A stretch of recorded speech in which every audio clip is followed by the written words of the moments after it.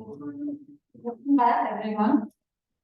During the last of our technical sessions for this workshop, we have Dr. Singh who will be presenting Phenomet Network of India challenges and opportunities and development. So I welcome everyone who are online as well as offline here at EMPRI for the second session, post-lunch session. So try to be awake, and it was very difficult, really. So trying to recapitulate from my previous talk and what others have talked, we have understood that phenology as a subject is very important, and for understanding various processes, so on and so forth. It is also linked to many other processes for understanding, like forest fire, to even carbon dioxide, related cycling, carbon sequestration, even for various kind of fauna, which is attracted by these phenological events. So everything is linked to that. I forgot to mention one particular thing which we have done earlier: invasive species. Identification of invasive species is also linked to phenology, because from satellite remote sensing, if you want to identify invasive species at landscape level, you can identify it very easily if you understand the phenological differences of the native species and the invasive species. For example, Prosopis zuliflora, which is largely evergreen in nature, and they also happen to be there in the deciduous forest ecosystems. So very easily you can identify just by underscoring the phenological matrices. Those patches which are coming out as evergreen can be easily mapped and told to forest department that, look, these are the patches which are infested with Prosopis zuliflora. So such kind of activities can also be done, right? There are many other interesting activities as a PhD topic or maybe as a research topic can be done out of this phenological observation and Phenomet network observations. Dr. Rajiv was mentioning about relative humidity observations. Very interesting observations they are getting. In fact, it's a open challenge for people to understand. We understand ourselves when humidity is high. We say that, oh, it's very discomfortable, I'm not able to perspire and sweating is not happening, so I'm feeling warm, because of high humidity. Have you ever thought about the plants, how they cope up in such situations when vapor pressure deficit is high or relative humidity is, let's say, close to 100%? Their stomata, even if it is open, there is nothing coming out. How it will cool itself? So there's a plant comfort index, concept of plant comfort index, which is related to the physics of wet bulb temperature. So if somebody try to investigate that, that will be very interesting. So I would request all of you to look at this kind of data sets and come out with concepts of plant comfort index as well. Right. Now coming back to the Phenomet Network of India, challenges and opportunity. So gaining from the past experiences,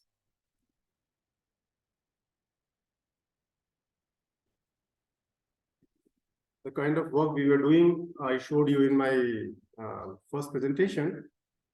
We found that without having any kind of network, it will be very difficult to, produce scientific results. So we went into kind of, building a network, which was largely not existing in India as a formal kind of, Phenomet network. Though people are observing at various places, the eddy flux towers are there, and essentially eddy flux towers are fitted with Phenocams. So in India, we have few eddy fluxes working since a decade or more than that. They have Phenocams, but nobody is looking at in terms of phenology. They are looking more into the carbon fluxes and kind of stuff. So what we thought, we have to have a network. We have to build a network which is completely looking into this particular domain, and it should be dedicated. And we should also keep in our network all these kind of AD covariance towers as well, as a part of gap filling wherever it is possible. We can do from their observations. So it was not limited to our group. It was like pan-India concept, where all networks, all kind of cameras which is working, whether even if it is not designed as per our protocol, can be a value to us. So we started including them also. So we have a, now at present, I'll show you in the form of map, we are growing day by day. And EMPRI is also putting initiatives. So they will be also on our map and they'll be part of the network. So we have understood all these concepts. Why Phenocams are important? It is important for the upscaling, scientific upscaling of the information from the ground to satellite level. So observations more detailed, if you go even at the plant level, at the canopy level, you will have various variabilities. We are settling with landscape level variabilities. And beyond that, we are not right now looking at it, right? In this particular project. However, the world is open to even ground-based observations, even counting every tree, counting every leaf, you can keep on doing.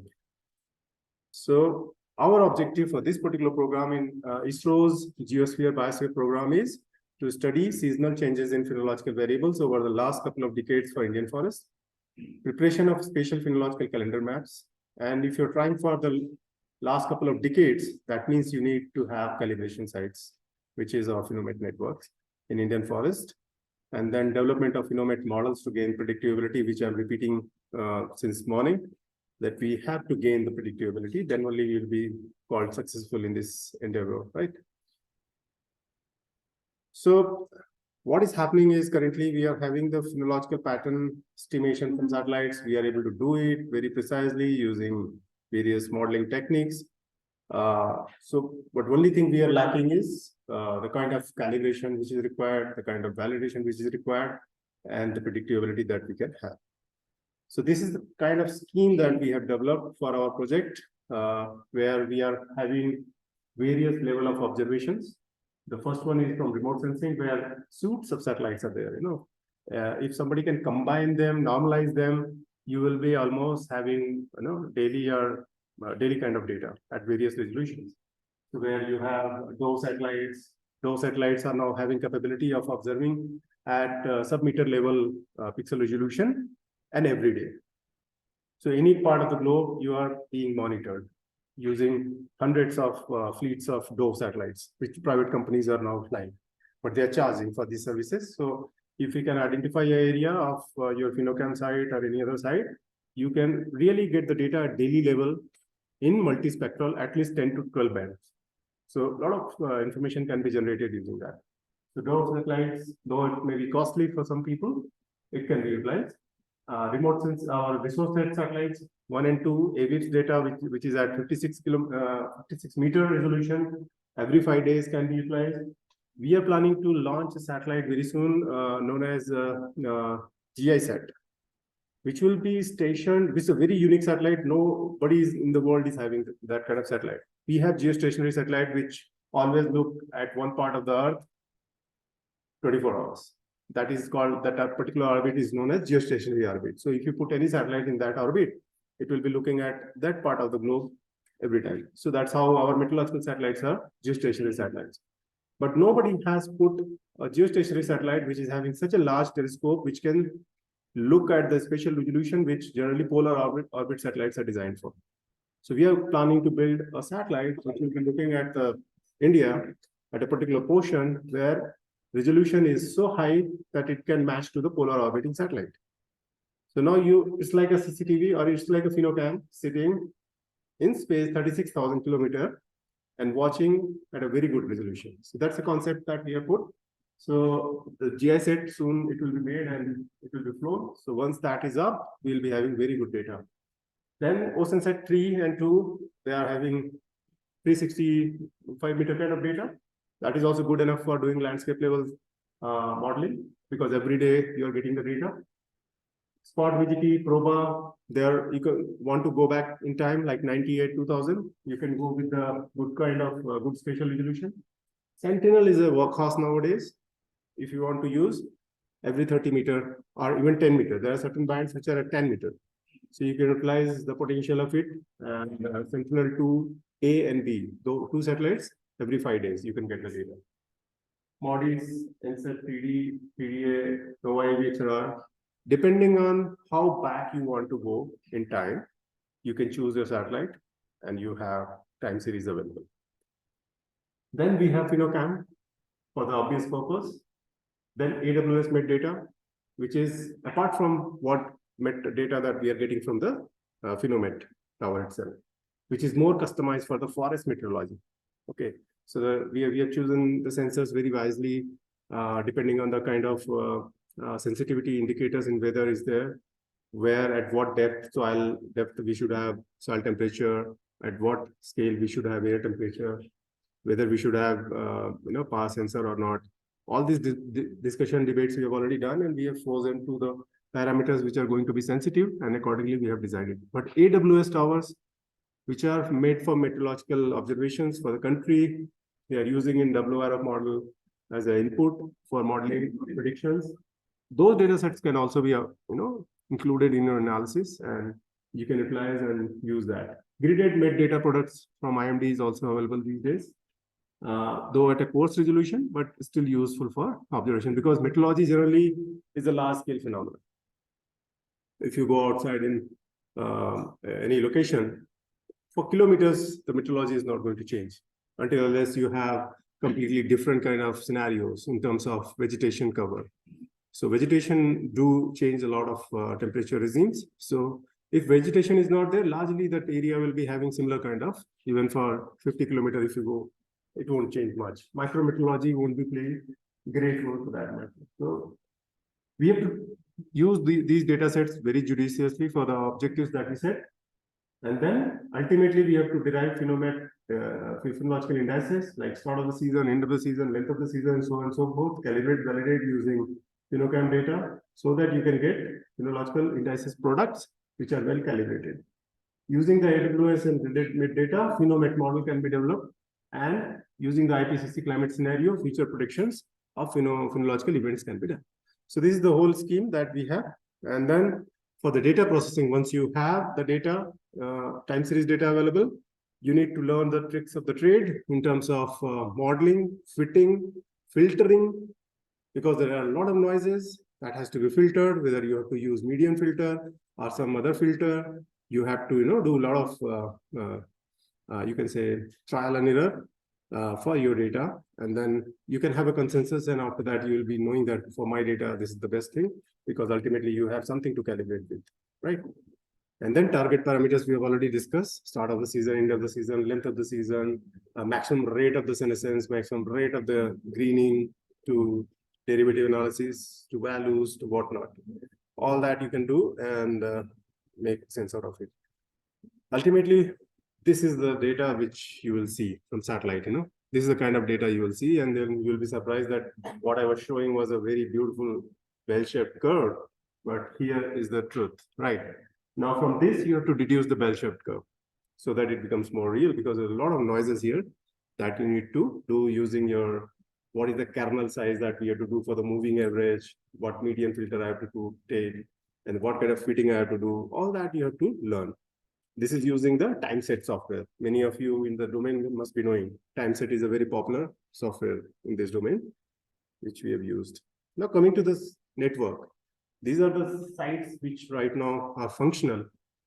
Okay, so you can see there are colors. There are 3 colors. Okay, so red and magenta and then blue. So Himadri is one network that I established in Alpine ecosystem. So the topmost regions that you can see: Jammu Kashmir, Leh, then Tungnath in Uttarakhand, Sikkim, and then Arunachal Pradesh. So these are the sites which are functional because of the project earlier I took was Himalayan Alpine Dynamics Research Initiative. So there we have a very simple camera. It's a not hi-fi camera like we have now in Phenomet network. It's a simple Canon camera which is having an apparatus which is doing the programming thing for clicking a picture. That's it. It doesn't have IR band and other things. We have a nice casing and you can say the white referencing and everything there also. But apart from that, it doesn't have anything else. Then after that, you can see IGVT, 9 sites we have funded in this particular project. 8 out of 9 are already installed and working at various stages of data operations, because some are 1 year old, some are more than 1 year old, and some are not yet started actually. So there are various level of actually permissions are required from the forest department, and That's how the delays and sometimes, recruitment and delivery of the instrument by the vendor, all these things get delayed. But fortunately, we are at a stage where 8 are working, and you can see Dalma Wildlife Sanctuary in all parts of the India we have, and covering around 10 forest ecosystems. So out of 16, we are covering 10 right now, right? Some of them are not functional, like Arunachal Pradesh. It was taken back for some fault. So it was sent abroad for repair and all that. It has come back and it was lying in the airport for some custom issues. So that is still pending. Sikkim, now we have initiated with 3 sites. So it's increasing day by day. So there are some of the glimpses of the sites that we have.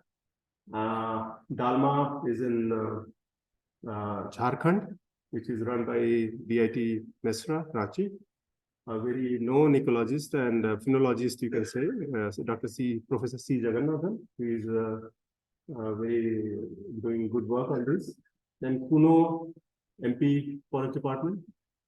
So you can't see any cheetah over there right now in the picture. Maybe someday we will see if they are, saved, because already many of them are dying actually. So Kuno we had before cheetah came, we were there and we could install it. And otherwise, it would have been problem for us to get the permission there also. Then Netravali, which already Dr. Raji has shown, the kind of work is being done. Simlipal, Odisha, there was a typical challenge in this particular site because the trees height were very high and we were not getting any vantage point. So I requested for the raising the tower height to more than 30 meter, but we were giving only funding for not more than 6 meter or 10 meter. Here it was going for 35 meter or so. So we had to revise the entire budget and somehow we could fund him. So here we have that learning in the morning. You're talking about first session that even the evergreen forests are showing distinct phenology, as Dr. Suresh was mentioning. So because of with the help of Phenocam we could do, because earlier we were doing through satellites and we were not getting any clue on that because the understory is still green and we are getting a lot of green signals. So we were getting confused that there is no seasonality in this. And now Phenocams are telling us that there is a distinct phenological phases. And with a lot of fan following and things like that, we have inaugurated some of the towers. This is at Tirupati, which is newly made IIT Tirupati is there. So there also we have put one tower for the forest area. Here there was a typical case. We were not getting permission because of the movie Pushpa got released, and there was a red sandalwood smuggling was shown in that movie. And in this particular area, basically that happens. So forest department was very skeptical. They said, already we are getting defamed because of this movie. We will not give permission. So somehow he is putting in a place where he doesn't need his permission because it's very near to the campus site itself. And in the campus building, he is erecting it so that you can see the forest. So that is how it has. So very peculiar cases. Gir forest. This particular thing we have to wire we have to use in this Phenocam because of monkey menace. There are a lot of monkeys around and they may break our solar panels and all that. So very special arrangement has been made here. Achanakmar, Chhattisgarh, very typical case. This is on the border of Madhya Pradesh and Chhattisgarh. Now there is a dispute that it comes under whose jurisdiction. So there was a lot of issues going on. Finally, it has been resolved and we are using this particular tower, which is a watchtower, to erect our Phenocam. Yes, Tungnath, which is our oldest working and fantastic data, world-class data we are getting from Tungnath, because it was during Himadri project we have initiated. And, okay, I will tell you exact date. Yeah. Tungnath. Yes, since 17 it is giving the data, right? So longest data set is available from this place, right?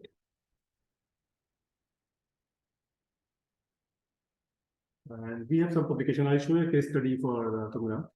Leh Ladakh recently we have put, because here on the name of vegetation, you have only plantation of poplar. So if you have ever gone to Ladakh, when you are flying down in a particular season, you will see that needle-shaped plants are there. No? So these are poplars, and they have very distinct phenology. So we have put in a patch where it can be observed. But somehow this data, I think, is not coming nicely. So we have to put a new thing here in another project. And this is a very interesting site where you can see at the elevations ranging from 3,800, 3,900 to 4,000. So how elevation-wise phenology is going to be changed for rhododendron will be visible from this Sikkim, Chancellor Alpine Sanctuary. Okay, this is yet to be installed in Kerala, in Sholayar. They have not yet got the final forest department permission. This is Sikkim site, more pictures, Puno, more pictures, Netravali, more pictures, Gir forest installation pictures, and this is for Odisha site.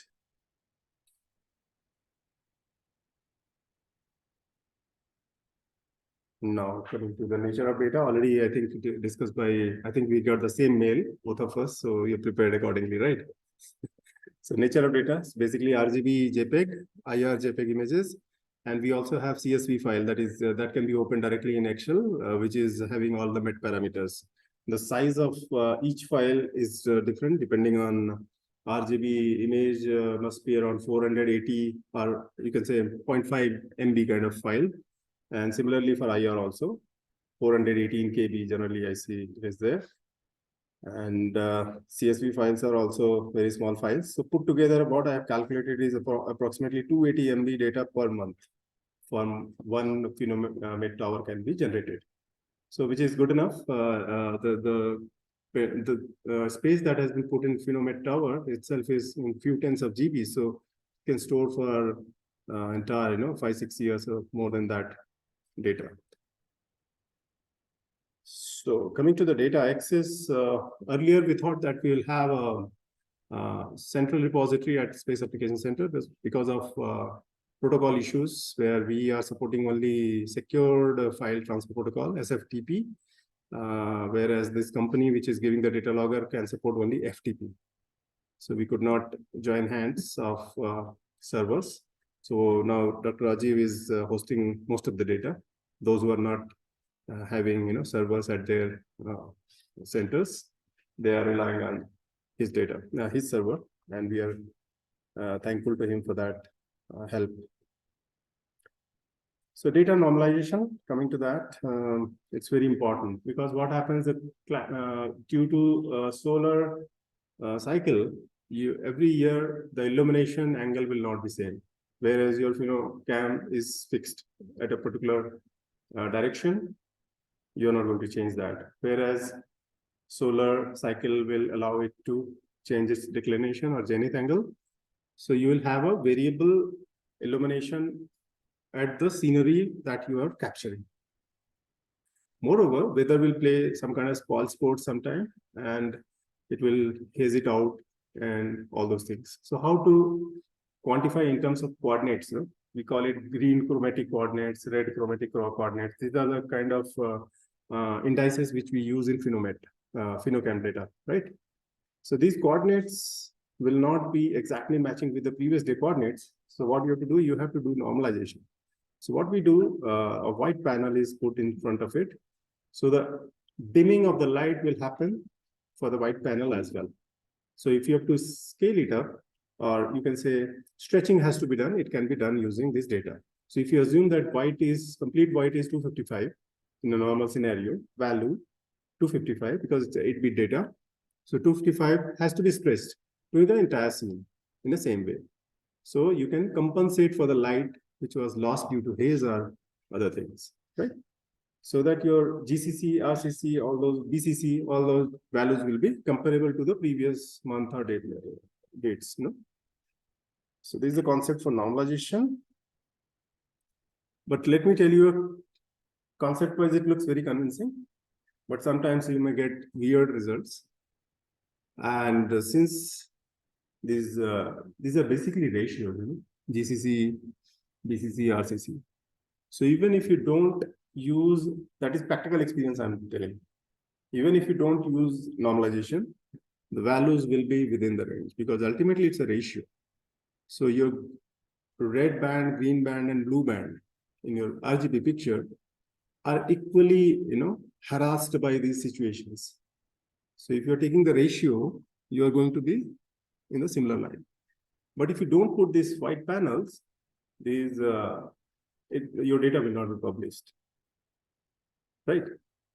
So use these shlokas, of doing the ritual of normalization has to be there. Okay. Sometimes it may improve, sometimes it may not.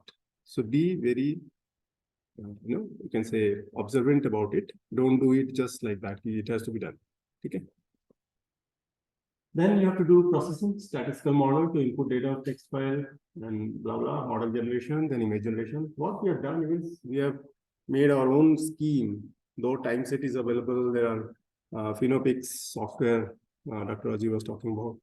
All that is available, but what if we have our own kind of software to handle all these things? So what we have tried to do, we have trying to develop, actually it's a beta version which is already available, but right now we are not able to convert it into image, but up to some scale we have done it. Okay, so this is the software process flow which we have adopted. This is the data flow diagram. I will not get into the detail of it.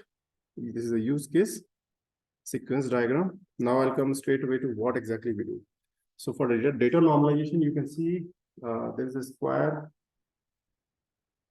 The ability of the software is it will ask you to place the cursor where white panel is there. You just press it here. After that, entire directory files will be normalized and put into another directory, which your other softwares will not do, because we are trying to visualize our users' requirement and trying to make a software. Okay, so you dump all your server data at one place in one directory. At one go, all data will be normalized, right? And then you have to make an ROI, because if you don't want to understand other places or sky, whatever is happening, sky is not useful to you in your data. So you're interested only in a patch of forest. So you can digitize the ROI and all the processes will happen for that area only. So your GCC per pixel will be computed here, right? And per pixel graph will also be made, where you can even define what is the degree of polynomial that you want to fit it. So generally, fourth order polynomial is good for fitting the data. Then start of the season also you can define that at 34% or 20% or 10%, you want to call it as a start of the season, end of the season. So this red marker will come on the software and it will tell you start of the season of the first season, this is the start of the season for the second season. But generally for good matrices estimation, you need to have 3 season data to get 2 best season data available. And Phenology is not defined by the calendar that we used, either your financial calendar from April to March or January to December. This is the 2 calendar we know, right? But Phenology is not defined by January to December kind of calendar. So you need to have your own calendar where you try to see what is the peak maxima of my Phenology comes. That becomes your central point. And after that, so it may be August to July, your phenological calendar. So you think about when you collect the data and put it to the model, think that way, not that January to December. And minimum n-1 is the thumb rule for that. So 3-year data for defining 2 seasons. 4-year data means 3 seasons can be defined, because the side lobes will be always cut and it won't be useful to you for fitting the curve. Right? So here, select the directory, tool for, and then all those operations as I was telling. This is the specification of Phenocam network, where you have basically a 5 megapixel camera. You can also set it for different levels. And it also has IR, as I said earlier. So you can compute NDVI as well. And then it has an inbuilt operating system. You have physical dimensions also for light and various requirements of electricity and other things. These details will not go into more detail because Ranveer may be coming in the next session and he will be talking about it. These are the met sensors for air temperature, relative humidity, rainfall, which is basically a tipping bucket concept, and then soil moisture, volumetric water, EC, electrical conductivity, and power sensors. And Rajiv has been, thoughtful, and he has put wind also as one of the anemometer. He has put it. There could be multiple sensors which can be added for various understanding the various ecosystem services that this forest offers us. So there is no end to it. We can be very creative about choosing other sensors as well. These are some of the examples of work which has been done. This is based on Dalma forest area. There, the level of deciduousness has been quantified using satellite data with the help of Phenomet records. And they've also tried to understand what kind of weather parameters, because we are having every 30 minutes kind of data. So we are in a position to define that day temperature versus night temperature, which is playing the role on the phenology, which you will not be able to do if you have only one observation for a day, right? One observation for a day, you are not sure like this is the mean or maximum for that day. You are not aware whether this is the daytime temperature or nighttime temperature. So here we have found that daytime temperature is also influencing phenology as compared to the nighttime temperature, right? So this is the power of having high resolution information. So this is example of this Dalma site. These are some of the fittings that have been done, and we have tried to understand what kind of meteorological variables are influencing our phenological variables using various regression models. And this is for the gear, and he has already shown this data. I'll just browse through. This is for the Kuno site, how GCC, RCC, and BCC are observing. This is for the Tungnath, and this story I would love to tell you that what happened in Tungnath. Those who have been to hills, rhododendron is a very peculiar plant species which grows from even 2000 meter, 2200 meter to up to 3500 meter kind of. You can find it with a different level of standardness. It will be more dwarfed as you go up.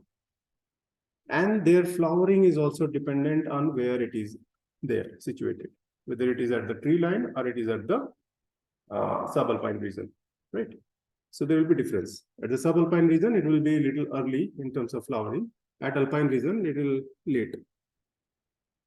When we were observing our data of Tungnath, so this is a typical flowering phenology that you can see in the graph at various time interval when the flowering comes. Generally during April time, flowering will start happen in Tungnath. When we were observing the data, this is the data. In 2020, we found that there was not a single pixel which was having rhododendron flowering, because this particular observation we could do at very high resolution. This is more than 5 megapixel camera, which is fitted there. So we digitized each and every pixel which was having flower, and we found that in 2020, there was no flower. That's why you are having this graph. In 2020, no flowering. 2018, there was flowering. 2019, there was flowering. And dates were selected. And then we were looking for the reason why the flowering was missed in 2020. And fortunately, we were, as part of Himadri protocol, we are having soil temperature loggers placed in every summit there. Okay. So in entire Indian Himalaya, we have soil temperature loggers, because it is known from literature and by other experiments that limiting factor for the growth of vegetation in Himalaya is soil temperature, not the air temperature. So we put soil temperature, 10 centimeter depth, and it's such a beautiful instrument from Geoprecision Germany that you can put it just 10 centimeter, dig it, and then put it as a texture and forget it. It is having 433 megahertz frequency, radio frequency. Go with your laptop, sit near to it. You already know from GPS where you have plugged it. So nobody will know that there is an instrument dug here. So even if ship is going, people are going, they will not be aware. And it is constantly recording the data. You go with your laptop and a radio frequency receiver. The same receiver which, our children play with the car, car battery. It's the same frequency. So it's a very nicely made instrument. You just download all the data, go home without digging it. So there is no, only once you have to dig it. That's it. Only that is very small, just like a pencil size. So you're not disturbing the local ecology, putting a sensor very nicely deep into, and it can work for 5 years, mind it. And we have found there are some sensors which can work for 8 years. It only get damaged when you have direct electricity falling on it. That's the only thing it can destroy. Otherwise, 5 years constantly it works. Every 30 seconds you can collect the data. So very beautiful data we have collected. So we started analyzing why this fellow is not done the flowering in 2020. And we found from our picture itself, I don't know why it is not working. Video.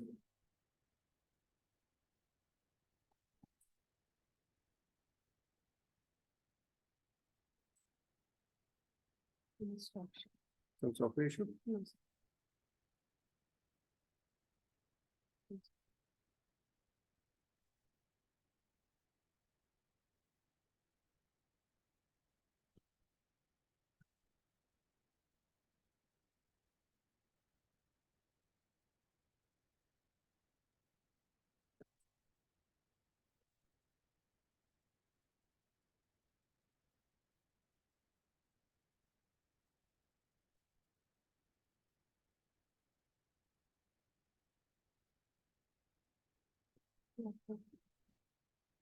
Really sorry for this glitch. This video would have shown you very nicely that how snowfall is happening constantly. In 2020, there was a very heavy snowfall. And the entire campus and that entire area was snow-filled.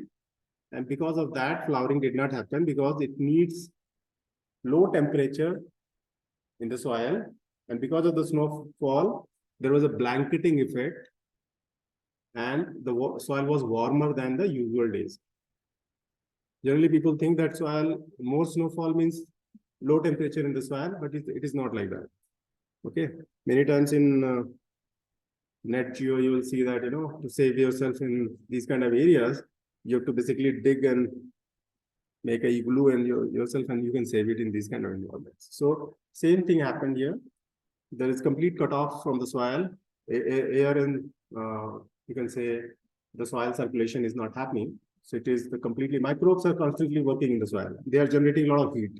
So that heat will contribute to the soil heating, and it will not coming out because of this blanketing effect. So that's why the vernalization process, which required a critical temperature, it did not happen. So there was not a single day where temperature was below 0.5 degree. And that was the reason vernalization did not happen and there was no flowering.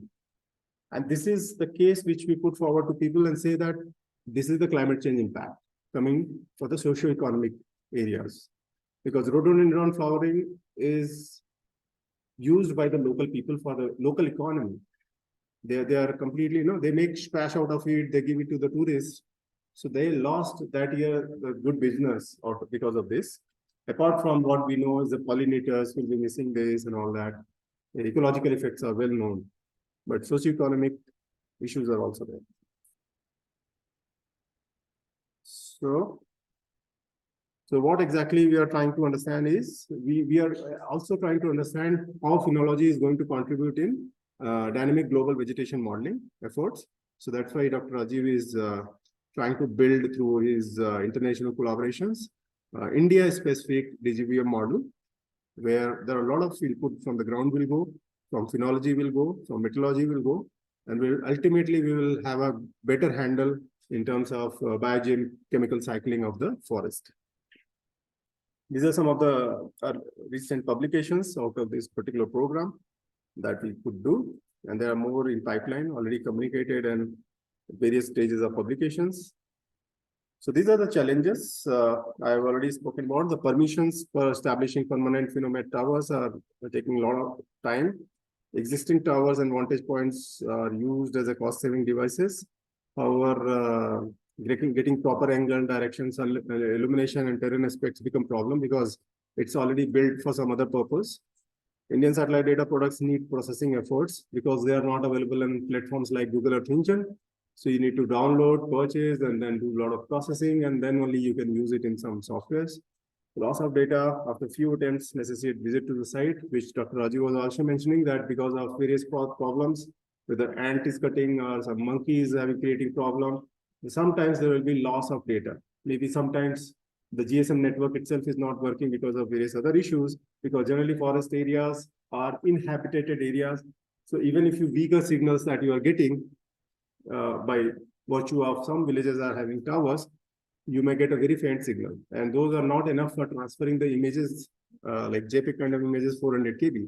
So the software is designed in such a way that it will attempt for 3 days, and after that, if it is not able to send, it will not send.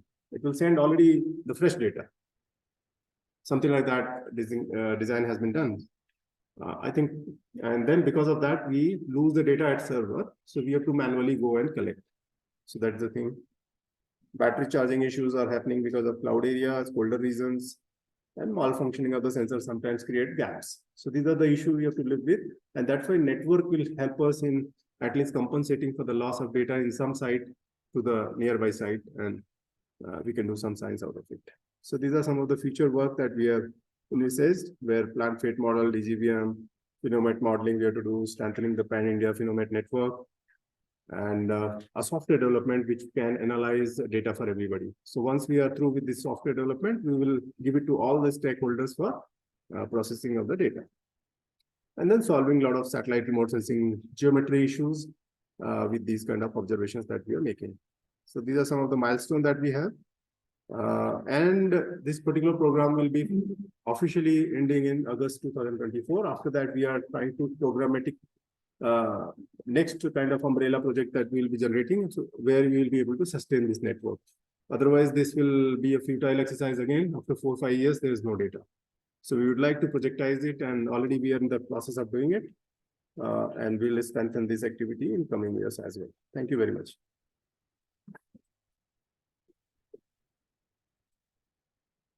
Any questions? But I can ask them later also. If you have a question, you can tell that the difference. If there's no, then I can go ahead.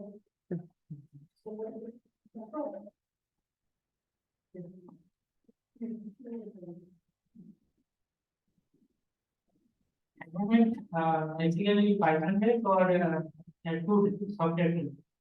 It's not a Python based. It was created using our Jupyter notebook. So what would be that? Jupyter notebook? Python based. Okay, fine. Yeah. So the student basically helped me. So if you would like to contribute, I can share with you the entire code, and you can start developing further if you're interested. Time set is available, but problem with the time set is, see, you have to, you cannot work with that good with this kind of data. Their normalization option is not available, and other things are there. But for image generation, you have to go to time set Fortran, which is again command based. You don't have a GUI for that, right? Have you worked with time set? No. So if you go for the image generation, I've showed you a lot of images, right? Where start of the season, India level images. They are generated with the second programming of the time set, which is based on the Fortran. Essentially, it is part of the time set, but Fortran based. So it is not a GUI based program. You have to learn the trick of the trade. You have to basically the command you have to learn. A manual is given, but you will not be very user friendly, I would say. So we want to make a software which can give us the end-to-end solution. Whatever we have envisaged, we will get it. So by when will support available? Now I need somebody to work on that, because that particular student has gone away for his future endeavors. Yeah, anybody who is working on Python. Yeah. We can do that. So we'll talk on this so that faster development can happen. We are stuck up with only one thing now is the generation of image out of the model. So that part is pending because somehow the memory management that the student could not do very well. So if you are taking data of more than 2 years, completely it will be hanging out. So that's the issue. So we have to optimize the memory and make a software more robust. Thank you. Yeah. So I really don't know much about the image processing, so maybe this is the very elementary. So this Phenocam is now capturing these JPEG images, right? And then the image processing is left to the viewers discretion, as in whoever is going to use such data in the immediate mode, or how, what is the bridge there, like run through the program and identify something, or like what earlier Kiran was asking, certainly the project would like putting and planning to identify how does it work. So we have to develop a protocol as to how we are going to use it. Yeah, partially you are correct. What is happening is these pictures are giving you in absence of whatever observation you could do on the ground. And the best part is it is giving at the larger scale that you can cover on the foot, right? So now it has come with the limitations as well. Now coming to the fruiting and flowering part, the flowers which are below the canopy will not be seen. So any erectophile, you can say flowers, which is, above the canopy can be seen. No, I mean, that was just an example. My question was so we use it as a medium to develop how those images will be used for the kind of study. Exactly. Or is there like at least a basic set of an outcome that is going to come from this software that is being used? Yeah. So there are 2-3 things. One is the picture has come. Since it is a digital picture, it's better to utilize in a better sense, not just a visual value it has. So you can note down after looking at the digital picture and say that, okay, 30% flowering has happened or leaf initiation has happened. But that is not a meaning if you have a better option to do. So what we are trying to do is, there are free softwares which can be used, like Narayan was mentioning, TimeSet is another software. There you have to just change some format because JPEG it will not take, it will take bill format, let's say. So JPEG to bill conversion, binary conversion has to be done. And there are a lot of software, NV and many other softwares are there, which will do it in a batch mode for you. So one click away and then you get the bill format or binary format. Ingest in that, define your time interval, define your total duration, and then you're good to go with the phenological. But before that, you have to again create a GCC, ECC, RCC and kind of indices, because it will not understand RGB. It needs an index, which is the index for greenness or chromatic coordinates. So if you have IR band and you want to use NDVI, then first you have to take ratio of red and IR and then create NDVI, or simply go for the BCC, DCC and RCC. And then later on, after evaluation, you decide that BCC works good for me. Because in my case, I've seen that in Dalma, they're concluding that BCC is the best index for phenology. Whereas in some other forest area, they're saying RCC is working very good. So we have to even come to consensus that which index is really good. Based on conventional background, that data consensus has to be drawn and compare and then draw back to the job. Exactly. So these processes we are trying to learn, and right now in this first phase, and once we are mature enough, maybe in a couple of years, we will have a very strong view about all these processes, and maybe by then we will have a very ready-made Indian software also available for analysis. Happens that in camera in virus, forest fire is a big. Yeah.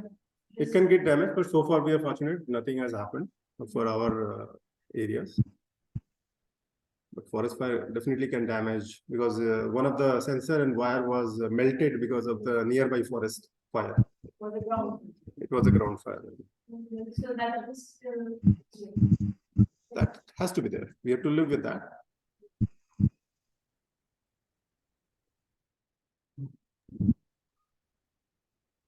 Yeah, your questions. What the time machine? Okay.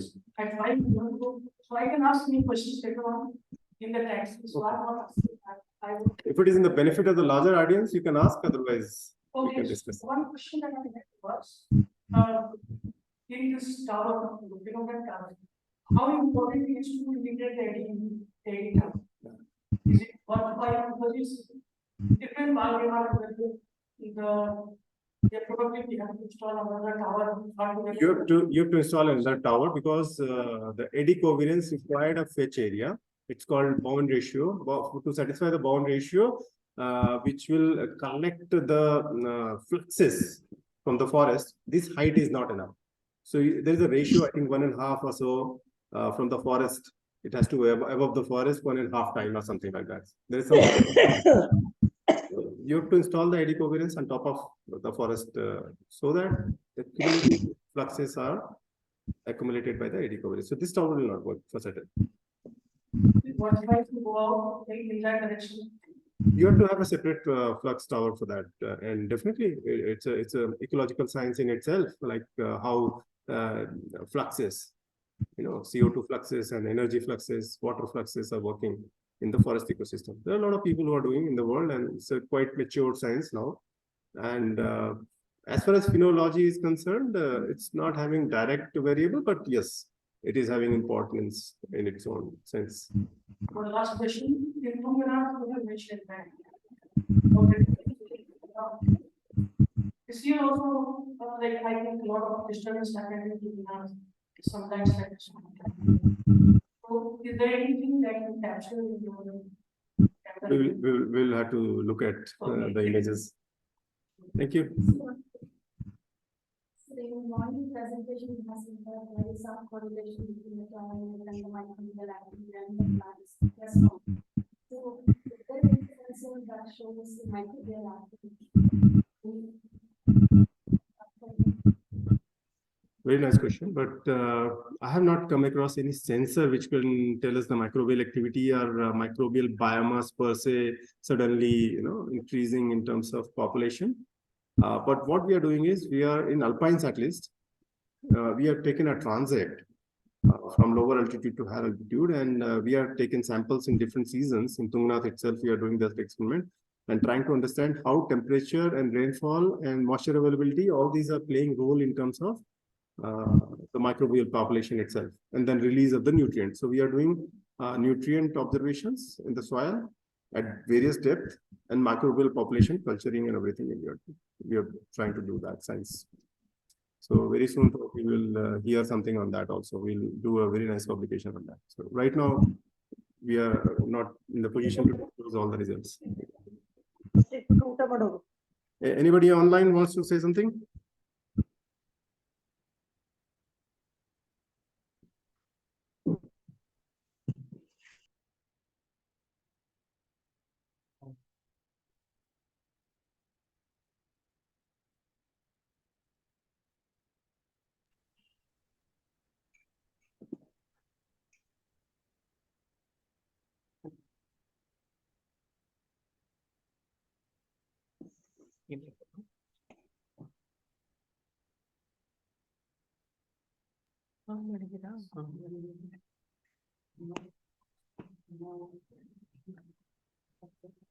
Thank you, Dr. Singh, for taking us through the journey of phenological monitoring using Phenocam technology in India, especially, and also getting us understand about the software that SAC is developing, because most of us here are foresters who might understand phenology but may not be acquainted with utilizing satellite data or Phenocam data. So it would be very useful for them to use something like a GUI or a black box that can, at least they can interpret the data rather than spend more time on understanding the method and the technology, and also giving us the significance of advantages of having a network. In case we lose some data in our area, then we can actually watch from others which are close by.